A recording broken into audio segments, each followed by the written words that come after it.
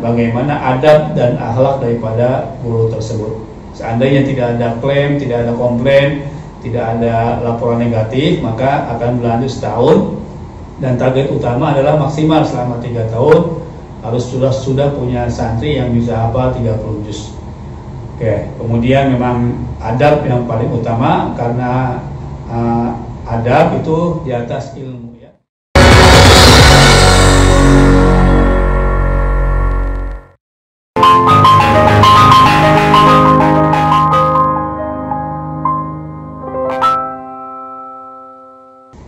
Alhamdulillah, wassalatu wassalamu ala rasulillah, amma ba'du. Ada pertanyaan dari salah satu subscriber kami. Assalamualaikum Ustaz, adakah kriteria untuk guru dan santrinya? Misal gurunya harus hafal 30 juz, santri harus sudah bisa baca Quran dan tajwid. Dari RG. Oke, terima kasih buat pertanyaannya. Merupakan semangat buat kami untuk terus memberikan konten yang positif. Jangan kemana-mana, ya. Stay tune di channel ini.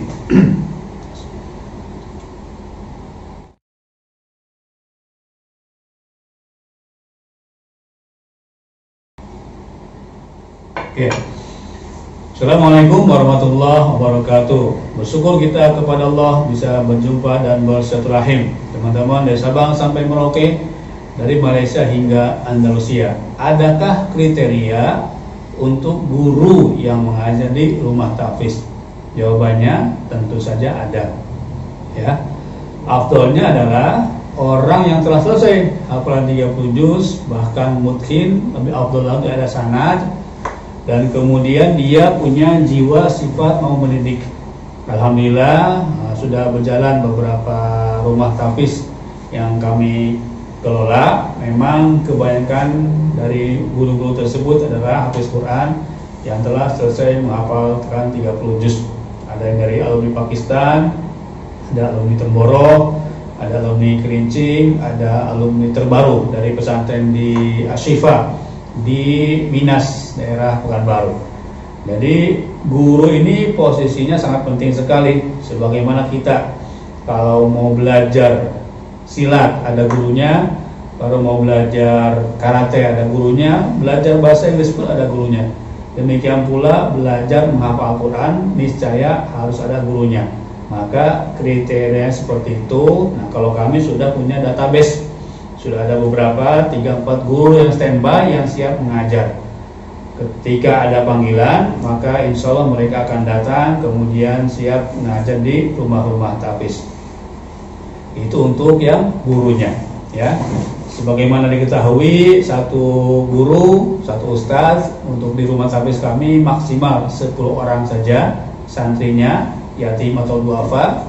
Sehingga kalau lebih dari 10, maka santri tadi akan dipindahkan ke tempat rumah tahfiz yang masih kosong atau belum full santrinya. Oke, demikian kriteria guru, ya. Adabnya, akhlaknya pun kita tinjau. Biasa 3 hari pertama seperti apa, kemudian kontrak 1 tahun, kontrak 1 tahun, percobaan 3 bulan. Nah, selama 3 bulan ini kami akan mendengar laporan dari KRT-nya, dari tetangga kiri kanan rumah tahfiz, dari imam masjid, ya. Nanti akan ada laporan bagaimana adab dan akhlak daripada guru tersebut.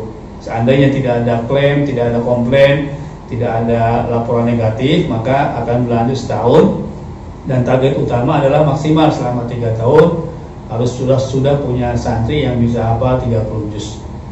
Oke, kemudian memang adab yang paling utama, karena adab itu di atas ilmu, ya.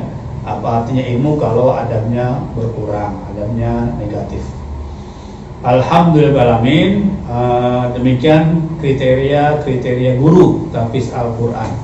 Insyaallah kami tetap standby dan fokus menghidupkan 1000 rumah tahfiz, dan akan diperlukan 1000 ustazah yang sudah hafiz Al-Quran 30 juz dan siap mengajar di rumah-rumah tahfiz binaan kami.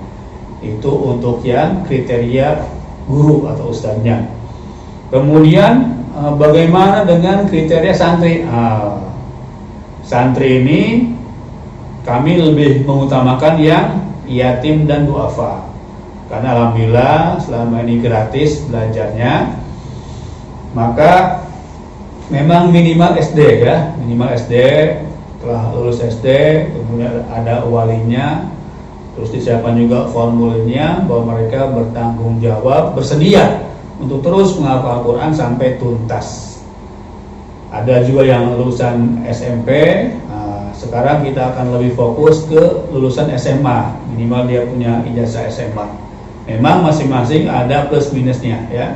Untuk yang telah sekolah SD usia kurang lebih 12 tahun, nah maka guru tadi ada dua kewajiban untuk terus mendidik Al-Qur'annya, bacaannya dengan betul, juga bertanggung jawab bagaimana ya anak-anak kecil tadi kan, anak SMP, anak SMA. Maka kalau sudah 5 orang, siapkan asisten ustadz tersebut, jangan sampai dia kerepotan untuk mengkawal, menjaga santri-santri yang masih kecil. Alhamdulillah positif juga ya, karena nanti mereka lebih kuat hafalannya insya Allah, karena belajar di waktu kecil bagaikan mengukir di atas batu ya. Belajar sesudah dewasa bagaikan mengukir di atas air. Nah, setelah lulus SD, golden age bahkan itu luar biasa, akan nempel hafalannya di otak dia sampai tua, tidak akan lupa-lupa. Kemudian bagaimana dengan sekolah umumnya? Nah, itu pun menjadi pertanyaan sebagian para penonton. Memang hidup ini pilihan ya, apakah dia hafal Quran plus sekolah umum juga silakan, atau dia mau fokus di hafalan Quran saja, itu pun silakan. Musyawarah antara guru dengan orang tua atau wali murid tersebut. Kalau dia lulus SD kemudian belajar, maka kami bekerja sama, akan disiapkan pula kejar paketnya supaya punya ijazah SMP, kemudian punya ijazah SMA.